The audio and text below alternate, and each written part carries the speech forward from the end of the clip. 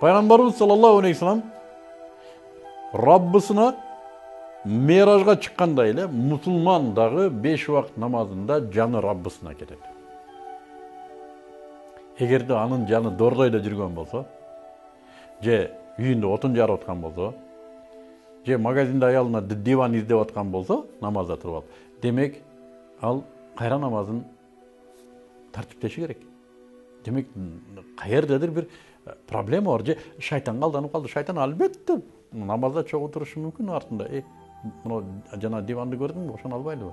Ошону алсаң аялыңа. Тиги парда жакшыраак экен, ошону албайбы? Тиги тайкең тоюна эмнени алып барасың эми? Мынау мынча сом кошот, сен мынча кошодуңбу?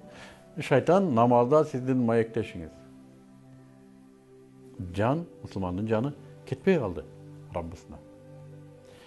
Жаны Раббысына кеткен мусулман бул дүйнөнү унутуп калат. Хазрет Али ибн Абу Талиб кайсы бир согушта жан башына жебе кирип кетет. Жанын жебеси жан башына. Алдыра койбойт. Эч кимди жолотпойт алдына. Сууртпойт, жолотпойт эч кимди. Тийбегиле дейт. Ушундай катуу оорутат экен да жебенин огу. Жанын огу жебе. Бирок намаз окуп атканда сахабалар келип жанын жан башынан сууруп алыптыр. Жанын билесиңер учу тетири мындай. Киргенде шырт кирет, чыгышы жырып чыгат. Этти шылып жырып чыгат. Жол болсо мындайынан тилип, анан алып чыгыш керек. Аны намаз окуп атканда суур дегени билбейм, бул кандай күч керек буга? Буга кандай чыдамкайлык керек? Бирок намаз бүткөндөн кийин Али, Аллахтан ыраазы болсун, жебени сууурганын билбей калыптыр. Эмнеге?